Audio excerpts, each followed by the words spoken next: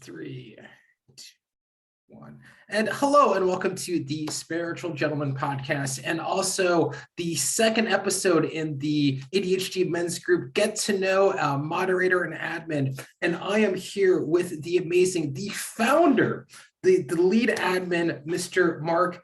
How do I actually pronounce your last name? I'm actually don't want to mispronounce it.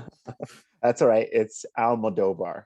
Almodovar, with the amazing Mr. Marc Almodovar. Thank you so much for joining me. How are you today? I'm doing well. I'm super excited. I think I need I know I mentioned this on one of our most recent Zoom meetings, but I need a dose of that laughter yoga, because if it gets me anywhere near as energetic as you are right now, I'm 100% sold on it. So I'm doing really well. Excited to chat with you, my friend. Awesome. And pumped that you're doing this. Oh yeah, no, and thank you for the opportunity. So, Marc, I would love to know, like, what's your story with ADHD? When did you find out that you were diagnosed?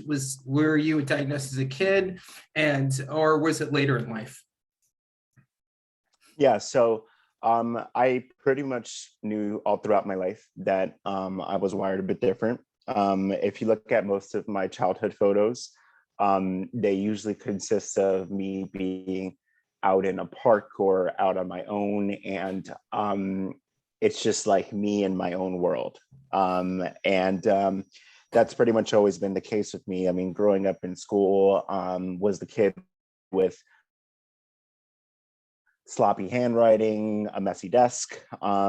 Report cards would say things like Marc was there, but never really there. Never really was a troublemaker, so I wasn't really the hyperactive ADHD kid. Was more on the inattentive side of things.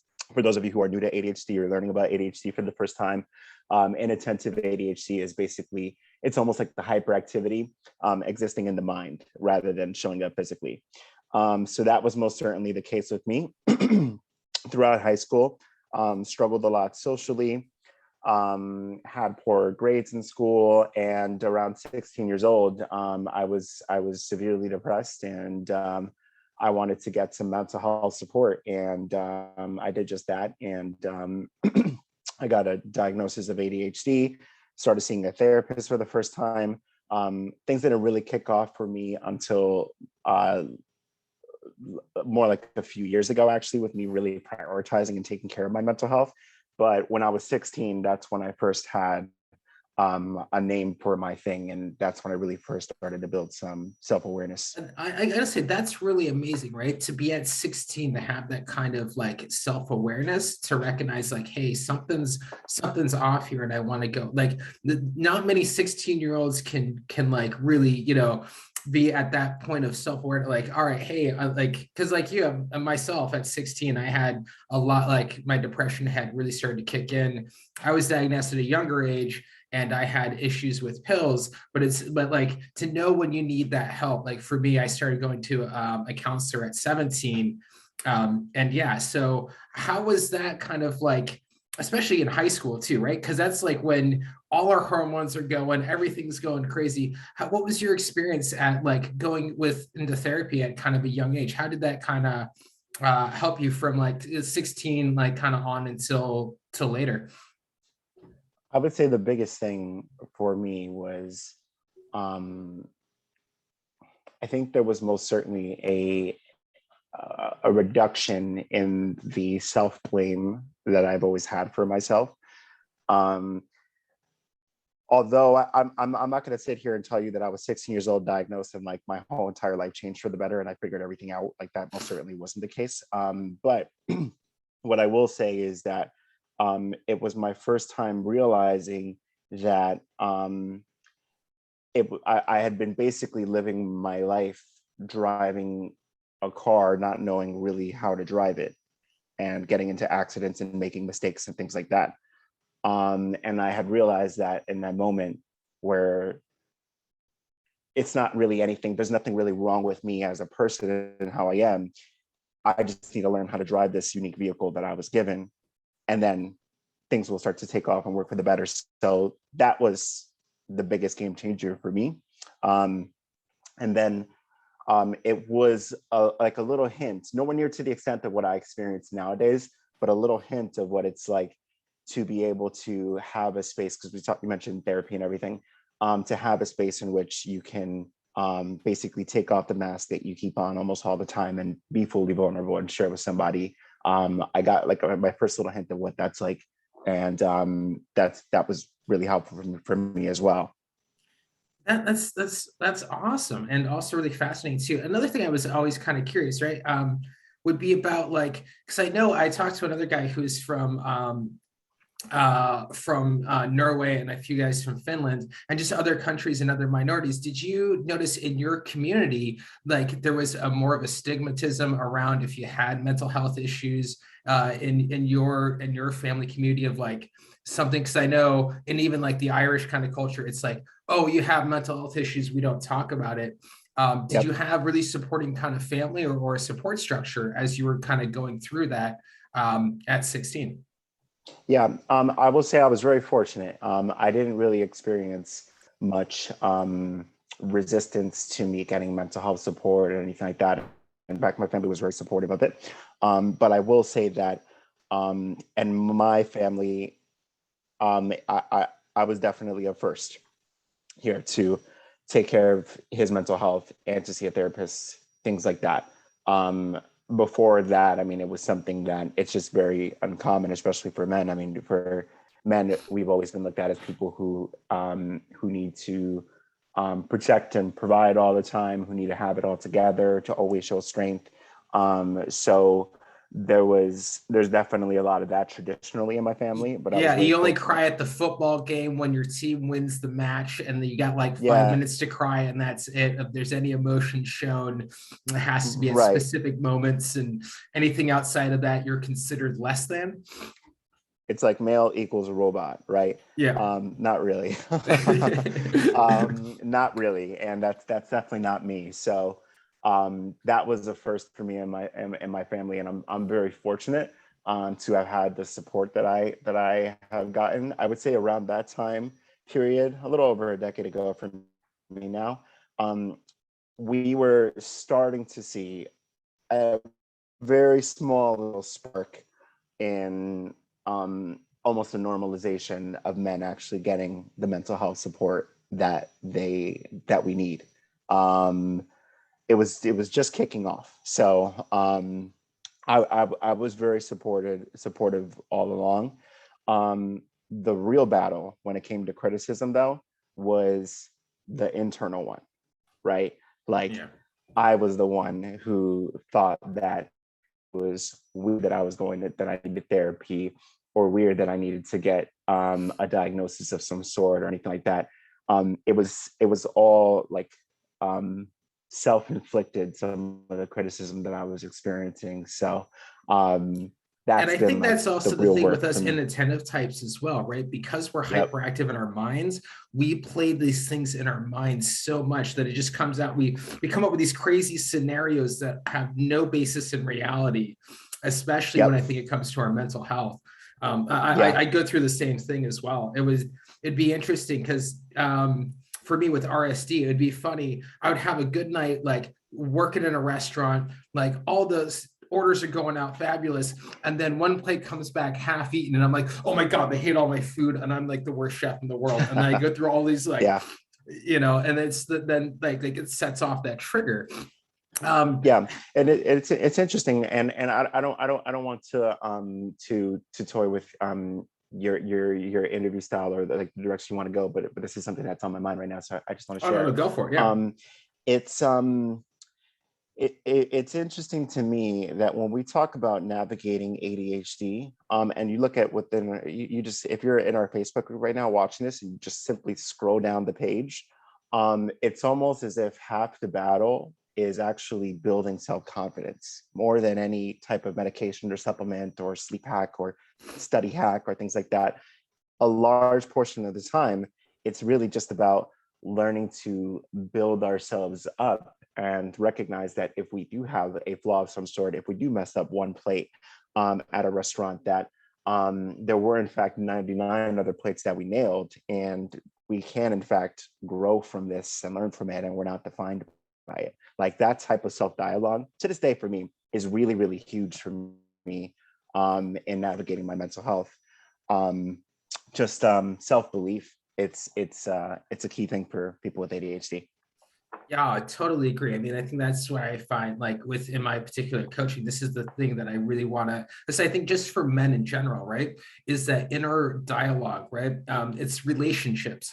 What is the relationship with yourself? One of the questions I like to ask a lot of my clients is, do you love yourself? It seems like a really simple question, but when you really get into it, a lot of guys that I talk to don't, and it's heartbreaking to me because it's that the first relationship we have to develop is with ourselves. um yeah, I love, no, please jump in, this is just a flowing conversation, and you Yeah. got so much fabulous info. I know you like this journey that you've been on, so I'm curious, Mhm. how many years ago did you start the ADHD men's support group? So it's interesting. About, well, 4 or 5 years ago, I started making content that was just motivational, general. Didn't really have any niche or anything like that. It was just motivational pieces of content. And And what inspired eventually you one to get day I into was like, doing you know that what? content? What was kind of that spark that you're like, all right, I'm Yeah, going to start making content? I think it's because I just don't know moderation, and I'm just an all or nothing person. So when I first got to my personal growth, I was like, sure, this is going to be my entire life now. Like, I just felt that, which I'm sure a lot of people with ADHD can relate to, right? But it's like there's this one meme that shows like an ADHD brain, like interested, not interested, like this switch, there's like no in between. Anyways, as I started pursuing my own personal growth, I felt inspired to share, and I was having a lot of fun doing it. And I was like, you know what, like, this is very general content. I think one thing that can make it a little different is if I talk about ADHD a little bit more, because that's what I relate most to. And I can be myself with this audience. I could do things like randomly interrupt the interviewer and um, almost change the subject entirely, and it's accepted and laughed at as opposed to it being judged. So anyways, I started talking about ADHD a little bit more, and I really started to build some amazing connections within the community with some pretty big names, and I'm very thankful. Some good networking happened, and as I continued to share, I started to realize that we as men with ADHD, we are actually the most diagnosed, right? Like some even argue that we're almost overdiagnosed, and I don't know how true that is, but we are definitely highly diagnosed. And when it comes to, especially at the time when I created this group, when it comes to those of us who are talking about it and those of us who are creating content, it wasn't really anywhere near as much as the women with ADHD. Like there wasn't any support groups for men. I mean, barely any, if anything. We just didn't really have a space where we can just be ourselves. And I wanted to create a group where that can happen. So I was just like walking down the street one day and I was like, you know what, a support group for men sounds like a good idea. Let me try it out. And I made a Facebook group, which is a group most of you are on right now. And it was great. We were, for about a year and a half, actually, a lot of people don't know this part, we were a small little, maybe 70 to 80 member group. Like that was us. Then March of 2020 came and lockdown started happening, and COVID really started to kick off. And organically, we just started to grow and grow and grow. And one day, I had done a collaboration with my buddy John Hazelwood, ADHD John. Some of you know him from the podcast and some Zoom meetings on here. He was like, you know what, let's try doing something different. Let's do a Zoom meeting and see how that goes. And we did like a little Zoom meeting. It was just 4 of us, and we had such a good time. Decided to make it a regular thing. And long story short, years later, the ADHD Men's Support Group has grown to around 8,000 plus members. We do bi-weekly Zoom meetings. Our admins, such as Dave here, hosts his own events. We have Liam. I mean, we have our podcast. Some pretty big features too. We've had a Forbes feature. We've had Health Central. I mean, like it's been something that it's like one of those impulse ideas that I've had that I'm just so glad that I acted upon. You're like, oh, this is going to be a great, really. small thing. And then, 5 years later, it's now blown up to where you've helped so many men and had that space for them too. Has been absolutely amazing. And I agree with you Yeah. as well, as you were saying, because when I've noticed in like the coaching space and especially in the mental health space, it is because women are, I don't want to say allowed, but it's more open for women to talk about their emotions or their emotional health, that like, especially around therapy, it's, or even support groups. Like my fiance, she runs a women's circle. You see a lot of the content based around that, but yet when it comes to men, finding like those spaces where we can actually be men, it is an amazing kind of thing that you're able to provide. And also, just Yeah. so you guys know, every other Sunday, the ADHD support group, we'd love to have you there. It's 6 p.m. Eastern. That's a fantastic meeting, so please come and join us. I'll give us the little plug for the group there. Thank you. Yeah, those are fun. Those are fun. And just one thing real quick too. And this might actually come across as kind of like almost opposite of what I'm saying, but hear me out. Us men and women, we do need to be strong, right? We do need to have strength. There is no question about that. What I think the work is redefining as to what it means to get there, right? When I think of strength, when I think of a strong masculine person, I do not think of somebody who has been bottling up his emotions for years and years and years and bursts out, ends up hurting other people unintentionally, ends up struggling in his career, struggling with friendships and things like that. These are the type of things that us men have gone through for years and years and years that we really need to start breaking. And when it comes to actually breaking it, what it looks like is not faking everything and acting as if everything is okay 100% of the time, because it's not. It's not. And it turns out it's okay that it's not too. It doesn't make you any less of a man or anything like that. What we need to do is we need to normalize us having a down day and being able to call a friend and talk about it. Just not even getting tips or anything like that, but just talking about it and having a resource to vent that stuff out. What we need to normalize is therapy, right? Like somebody who's outside of our lives, providing a non-biased point of view and working on helping us heal through our traumas and everything like that. Coaching, I'm a fan of coaching. I do coaching myself. I've worked with clients for the past 3-4 years and I get great joy from doing it. I've had a coach for a while and it's been great for me. But what we need to normalize is being able to speak about these things and actually heal. You know what I mean? Like it's okay to be at a space where you feel broken or you feel wounded and things like that. It's not okay to look down upon that, whether it's in ourselves or anyone else that we interact with.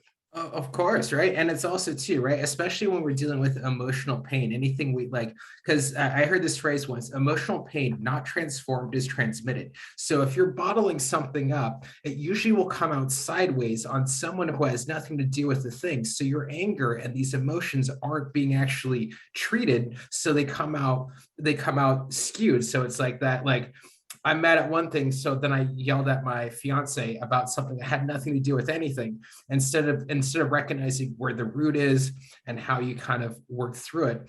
I'd love to know what is like for your, I loved how you said talking with a friend, right? Because I find that like, especially that I find now living in a foreign country, one of the biggest things that I gain out of the group is having that support structure. And Yep. living in a country where it's hard to make kind of friends. And I've talked to like some of my other Irish friends that I made here. There's actually another guy who's from the West Coast as well, moved over for his girlfriend.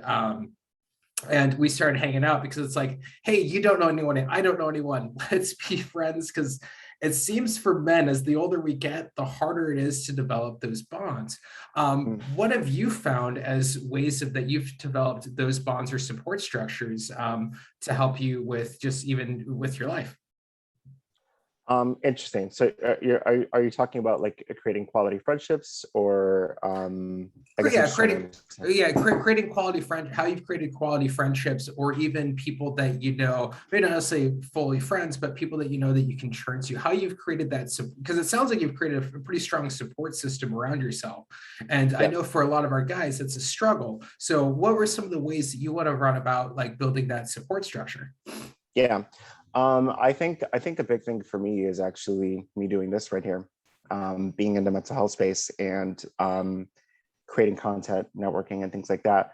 I think that when it comes to the friendships and the people that we get into our lives, I think it's really a conversation of um, who are the people that we can be ourselves around, right? So it's the craziest thing ever that I stumbled upon my brother John, Hazelwood, because we have so much in common. Like, it's wild, right? From the work that we do.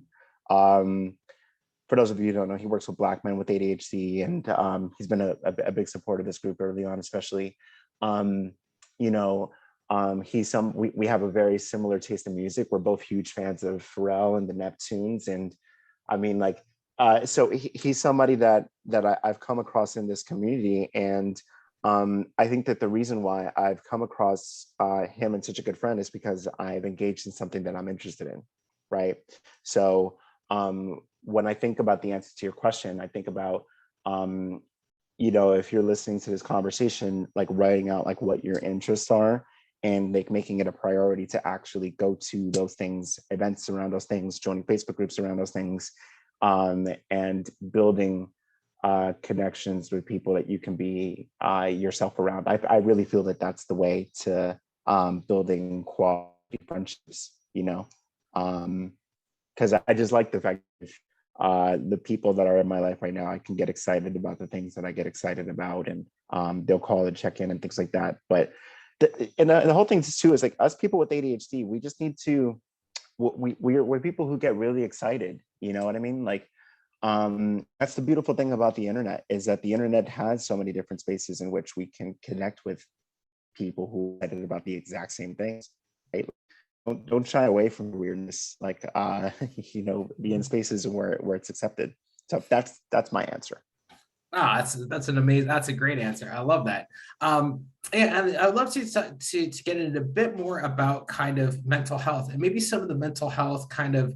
Is there any daily kind of routines or things that you do on a daily that help with your mental health, or Yep. that keeps your ADHD in check? When you recognize that, okay, hey, today I'm having like a brain foggy day, like during my kind of COVID stint here, my brain fog is like through the roof. So I have like Right. all my post-it notes all over the place. So what Nice. strategies and tips do you do to help with your kind of like mental health, like kind of daily mental health practices or strategies? Yeah. Definitely. Well, I don't do this daily, but I'm a big fan of therapy. I started therapy a few months ago, actually. Um, Inspired by a lot of you on here, by the way, actually, in our support group. You guys inspired me to actually kick off therapy again. So that's been great. I'm a big fan of affirmations, huge fan. I think that, and you were kind of touching on this earlier, Dave, it's critical that we learn to advocate for ourselves and see the good that we bring. Even before doing this interview, like, I'm looking at the Zoom camera and reminding myself of how great I am and all the traits that I bring to the table. Um, you know, um, I'm a really big fan of that. I look into the mirror and do it. I've done journaling before, but I don't do that super consistently. Um, I am a huge fan of fun. I love me a good solo dance party. Turn it over some music that I enjoy, singing loudly out of tune, much like Dave is dancing right now. That's a great joy to me. Just putting these things in place, and I would say the biggest mental health ADHD hack for me has been being self-aware as to what my strengths are, and involving myself in career paths and different things in which I get to embrace these strengths, as opposed to me forcing myself to, I don't know, be highly organized, or talk about boring things. Like, my life consists of things that I genuinely enjoy and makes me money, so I get to live. But me figuring out what those strengths were and being practical with them has been largely helpful in my own career and my own mental health in general. You know, I look like there's flaws in the different things that I do, and of course there's moments where I don't feel like doing things. I'm not going to sit here and tell you everything is awesome all the time, but I do generally wake up and look forward to doing some of the things that I do, and I think that's great, and us people with ADHD deserve that. Yeah, absolutely. I love you saying, because it is advocating for ourselves, right? Learning how to advocate and love ourselves. Like one of my kind of affirmations is, I am worth it and I am worthwhile. And I'll repeat that over and over again. When I went home a few years ago, and I was looking through some of my old journals from when I was like 10, 12 years old, it was really interesting because I found this journal where I had written in there, nobody loves me, everybody hates me. And this is like pages upon pages. And Wow. and it was just really, it was heartbreaking. I was breaking for young Dave. I was really breaking for young Dave because of how he felt, because at the time he truly believed it. And it was this, it's so easy to break something, but it's so much harder to put all the pieces back together. Right. And I'm still working on it myself. me too, right? It's a constant journey. I think this is the other thing too, of recognizing, and I think what this is within our own society, right? We want like, boom, you're fixed, congratulations, here's the thing, now you're done. And it's like, life is a journey, nothing is standstill. We're constantly learning and evolving and growing ourselves, and it's that relationship that we're building. And that's the power of community right there too, by the way, right? Because there's something about myself hearing you say that you struggle with that at 12 and saying that you're still doing the work. There's something about hearing you say that is so largely beneficial to me, because it's that reassurance that I'm not in fact alone, and that there's people who are on the exact same path as me, as opposed to the life of just thinking that I was this weirdo dude who just goes through these different things and everything like that. Like when you find your community and when you can be around people who can relate to you, like, I mean, the relief and I think the sense of self-worth just goes up tremendously.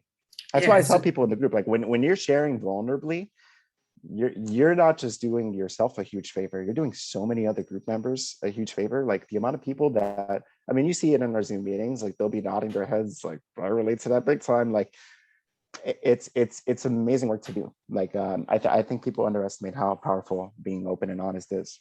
Like I remember one of my first, like it was my first or second Zoom meeting. It was over last summer, and I just broke down crying. I was like sobbing for like a good 5 minutes, and I didn't care because I know I had to get it out and I had to talk it through. But the fear, right? Especially as a man that goes that has this 20 other pictures of dudes on there. Oh my God, they're gonna think I'm a loser. And the loving messages that we get from it, right? There's this idea that if I share, and being vulnerable, right, it takes a courage and authenticity that shows your actual strength versus the keyboard warriors, the people that hold back or just hurl the insults or something else. Because I even feel for those people, because I'm like, you're hurting so much that you have to let your emotions out that way. But when you get the responses of where people actually support you, it empowers you. It's the amazing thing about those meetings. I know we're talking, for those listening, we're talking a lot about those meetings because they are very powerful. If you haven't gone to a meeting or a support group of any kind, definitely check them out, because they will, especially I think for men, is a very valuable resource. And I will transition a little bit into how you handle, because I also know, because one of the things I love about you too is I know that you're a manager of a cafe. Is that correct, right? That's right, yeah. And I love talking food and managerial stuff. How have you used your ADHD and some of these skills that you've learned into the restaurant and cafe space? Because as a chef who's been a chef for 20 years, the high stress level and the you have to work well as a team, but knowing how, like, the mental health and the strain on that, how have you used that as a leader in your cafe to to kind of help your team? So it's interesting. For me, it's a great question. One thing's for sure is that, and there's individuality with people with ADHD. Not everyone. This is a kind of a stereotype, and I think this isn't true for everyone. But I know I most certainly fall into the category that of a person who does well under pressure and stimulating environments, like being so busy all the time and there being multiple fires to put out. Like something about my brain just like performs really well in that. So there's that alone, right? I think having my own struggles with ADHD has been large in building my empathy and emotional intelligence as a leader. Make no mistake, as a leader, I am a big believer in being results oriented and being successful in business and all that type of stuff. I have a different way of getting there, though. I'm a large believer in emotional intelligence, empathy, working for your team members, all that type of stuff. So I think that for me, being misunderstood throughout my life and working under or being in school environments where I guess the leaders there were very judging and shaming of me, like, and things like that, has built so much empathy in me that, like, I remember making a decision years and years ago that I would never be that type of leader. I always want to be the person that people feel that they can approach, people feel motivated by, all that stuff. So I think if we're looking at ways that my ADHD has affected how I lead and run things, I think the biggest thing that stands out is that right there, is my ability to actually, I guess, put myself in the people who struggle shoes a little bit more, if that makes sense. Mind you, Yeah, I'm no, flawed and imperfect, but that helps me big time. and I think it's one of our best kind of abilities is our EQ, is our emotional Yeah. intelligence, right? Knowing Yep. that we can actually be empathetic. There's two sides to it, right? Because we are extra sensitive, the RSD can kick in really easily, and we can really kind of but we're able to kind of feel those emotions. And I know, working in cafes and restaurants myself, those are really high stress environments. Like yourself, Definitely. I worked, like, that's how I was able to master my ADHD, was from when I was diagnosed at 9. At 12, there was an incident that happened that with trauma and abuse, by a bully, that caused me to take like 20 to 30 of my Ritalin pills. And I went on this cycle from 12 to about 15, 16 years old, constantly Oh going wow. back and forth on like not wanting medication, but needing it, and then binging, and then not taking, binging, and then not taking.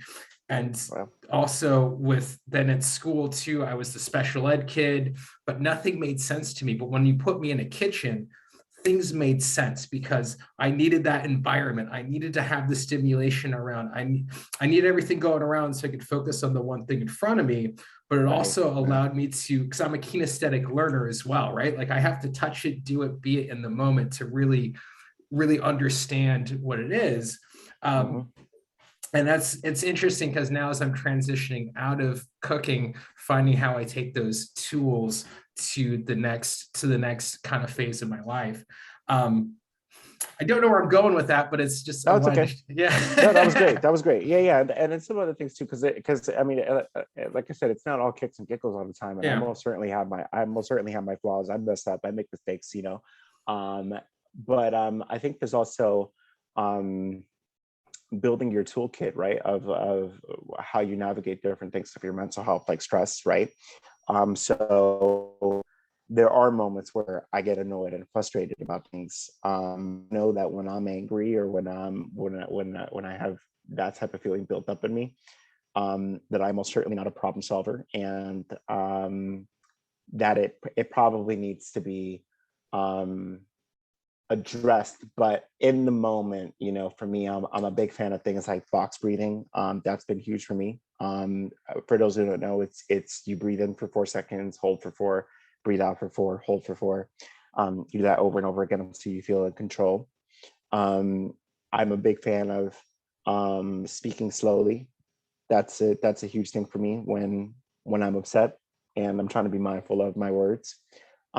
These are all really big things. But And then, yeah, and there's also too, like, if you're a leader, you need to be, I think you need to be taking care of yourself, right? Like, what is your relationship like with sleep? If you're burnt out, if you're stressed all the time, probably not going to be the most effective, productive leader that you can be.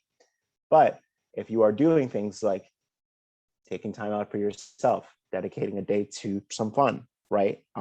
If you're doing things like getting your 8 hours of sleep in, treating your ADHD however you need to treat it, chances are you're probably going to be way more effective at what you're looking to be effective at, as opposed to you not taking care of yourself and overworking yourself. I'm a big fan of self-care for leaders. And I've been taking care of myself recently, by the way. I've been practicing what I preach. I definitely slept like a good 9 hours today. And I'm not sorry about it. That was great. It's something that I've been preaching for a while, but I'm learning to actually practice myself, and it makes a big difference on my stress and how I show up for others and things like that. That's amazing. I would love to know, what are some of the fun things that you love to do? What are some Such of a your good question. de-stressors? I like taking myself out on dates. I haven't done that in a while. I'm actually going to do it on Sunday. I don't know what I'm going to do yet, but I live right by New York City, so I'm probably going to go to a museum of some sort. I find that fun. I love concerts. Concerts are such a great Go to time the for me. MoMA for me. I haven't been to the Um, MoMA in years, and I love my brother used to live in New York City. I love the MoMA. MoMA is one of my yeah, favorite museums. yeah, super cool, super cool. I'm a big fan of that. Concerts are amazing. Um, I love me a good nature walk. I'm excited for it to get warmer out over here in New Jersey. Just being outside, like by a pond, like throwing on a good audiobook. Um, I'm a big fan of doing those things, and actually um, scheduling it for myself. On Sunday at 12 p.m. I'm going to do this for me. Like that. That is super cool. But we yeah we I think I was talking to Shane, your first guest on the show, about this, and I think it was him.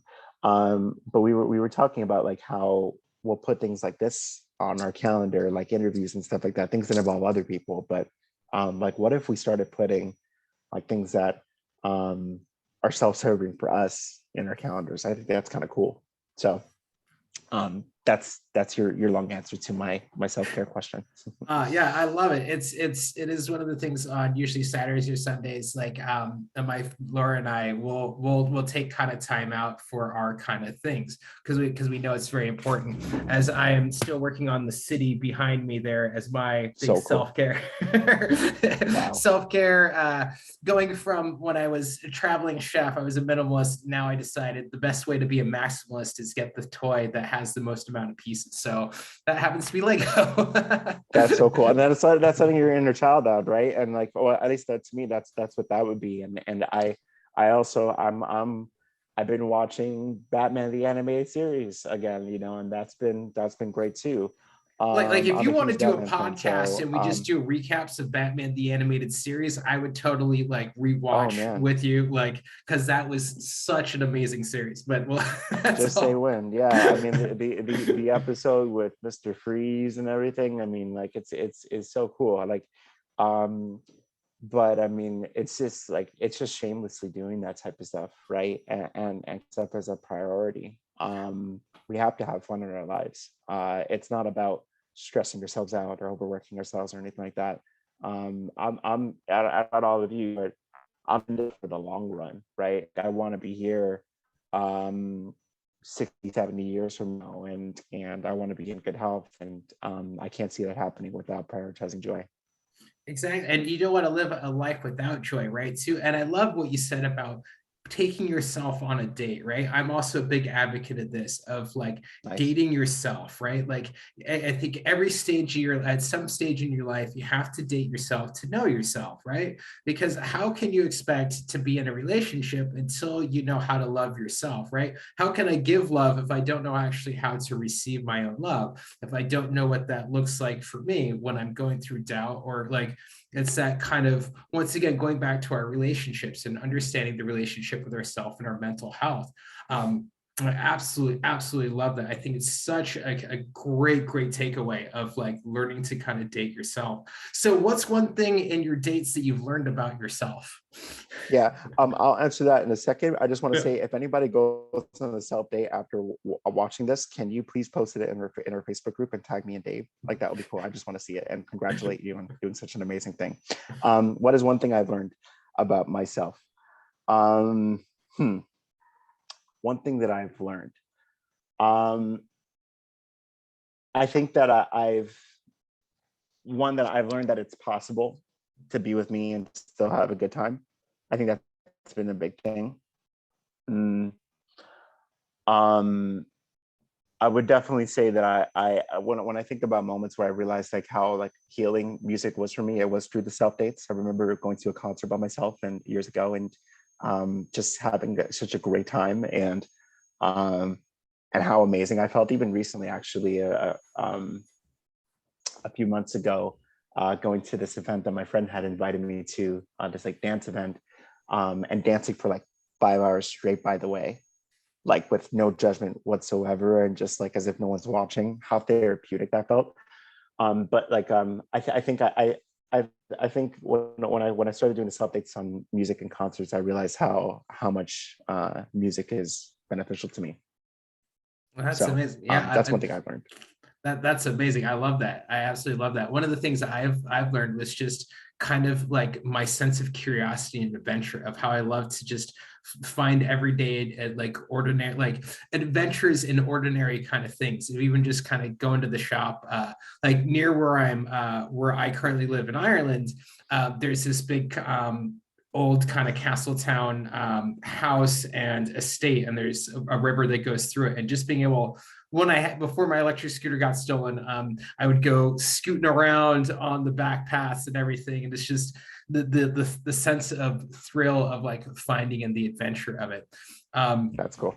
yeah, it's and yeah, no, I totally agree, right? We gotta make time for ourselves, such an important, and then with the community, right? Because especially showing up, as you said, showing up as a leader, if we don't take care of ourselves. I notice this a lot in the restaurant and like the restaurant space in particular, of so many chefs don't show up for themselves. One of my coaching ideas, I may do this later in life, is that like I find that chefs learn from the cook, the chef before them, and if they didn't have good mental health or good practices, because there's no middle management training for chefs at most small restaurants, so they Mm. just pick up the bad habits that are passed down and down and down, and then you get on Kitchen Nightmares, and then Gordon Ramsay yells at you, which I don't agree with that kind of philosophy of leading.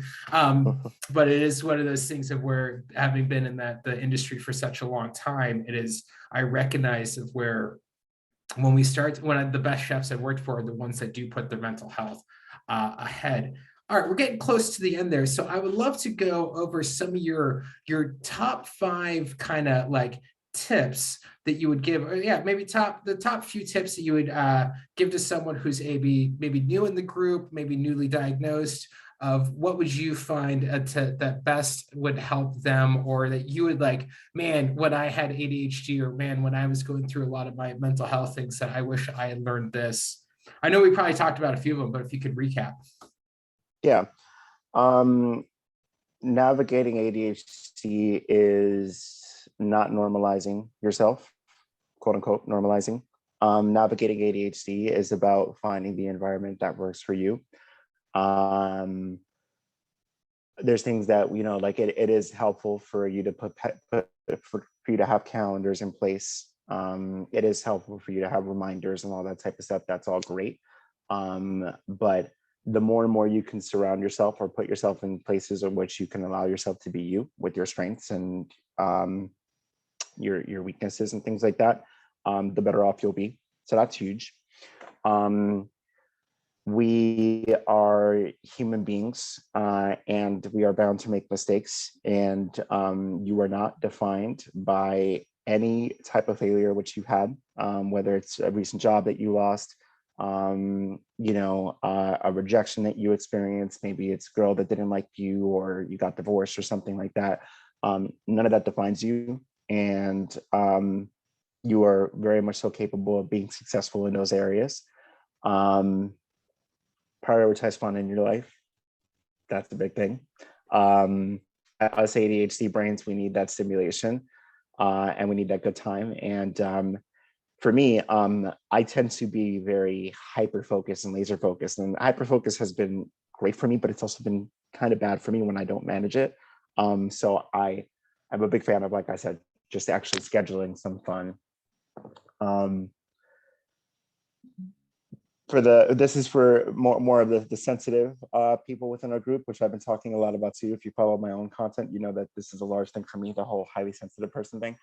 Boundaries matter. It's okay to have them. It's a great idea to have them.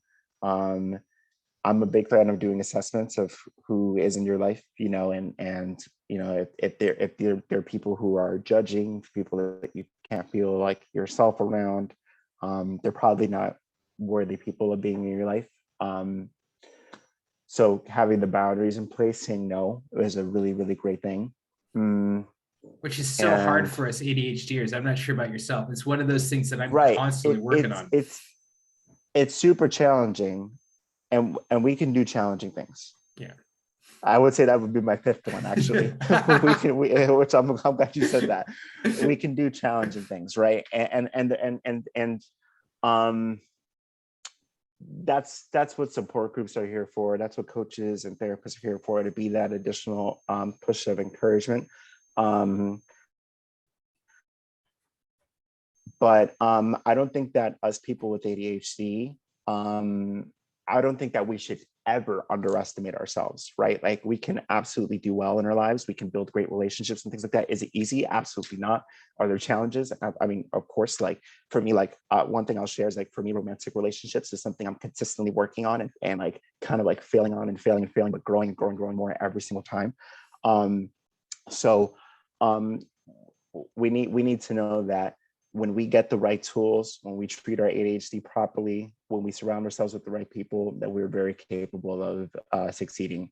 And I don't know if that's 5 things or not, but I think I'm there, and we'll say that it is.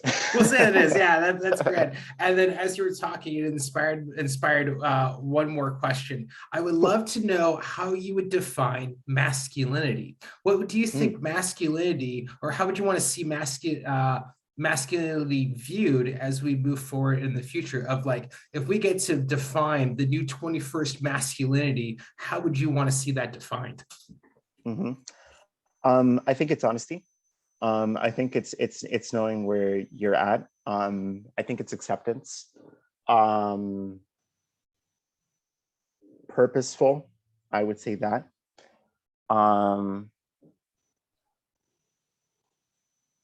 And that's really what comes to mind right now. I don't know that I have today, but I think that those it's really matter. I think we've been very dishonest with ourselves throughout history, just in general. I think honesty is saying, you know, I'm going through something difficult right now. Having a good cry if needed. I think that's really huge. So when I think of true masculinity, I think of true strength, I think of a lot of those traits I just mentioned. Yeah, I love it. I like to define masculinity, or the word man, as a man is mature, right? Like, he has a maturity to him. He's assertive, not aggressive, assertive, right? Knows how to hold his boundaries in his space. And then the last one is nurturing, knows how to be the father, right? Knows how to actually nurture and take care of others, knows how to be the provider. And it's these are things that, as I'm going with my relationship with my fiance, and just even my own relationship with, I find, especially with ADHD, that I always thought I'm less than a man, right? Like, I always had this thing of where I had to really come to my innermost self to accept that, first off, I'm not broken. Like, I loved what you had said earlier too about, like, you know, like, I was thinking of, like, it's, you're driving a car, but the manual you learned was in German and you only speak English, right? Like you given a foreign manual to like learn how to operate the car. I like to view it like, I like to view ADHD as like, all right, everyone is like a Mac and a PC, and we're Linux, you know, like we have the same thing, but we're just we're operating on just a different way. It doesn't make us greater than or less than. you know, especially I think Yep. with mental health. One of the other things that I've learned is that I treat my ADHD as if I had diabetes. I don't, if someone has diabetes, they're like, oh my God, I'm a worse person in the world because I have diabetes. No, like you don't say that about someone. They're like, all right, there's my medicines I take. Here are the strategies that I need to do. I can't eat certain foods now, but I can do this instead. Like it's finding what works. And I Yep. absolutely, yeah. Love it, 100%. love it. 100%. Um, so, Marc, if someone wanted to reach out to work with you, how would they be able to do that? Because I know you Cool. mentioned you said you're a coach. So y'all are amazing. I love that. Thank my random impulsive idea from a few years ago. I am on all social media platforms. Let me back up for a second. My social media, I use it as a platform in which I am just myself all the time. So I talk about a range of things, from my ADHD to music that I'm a fan of, to different things that I go through, navigating life as a super sensitive person and how I built strength there. So my social media is just a very transparent and vulnerable place. But I tend to share content that really resonates for people like myself. So all of my social media handles are Wellness with Marc, and that's Marc with a C, on pretty much every single thing: Twitter, Instagram, TikTok, all that stuff. It's fun. Awesome. Yeah, no, I I love, also share my funny side too. So yeah, no, I always love your stories too. Your stories are always very inspirational and always got like, because when you share your day there, I feel like, oh, I always feel like I'm like, oh, I get to see what Marc's up to today. And I always really enjoy that. You inspire me to do more stories as well, in particular. thank you.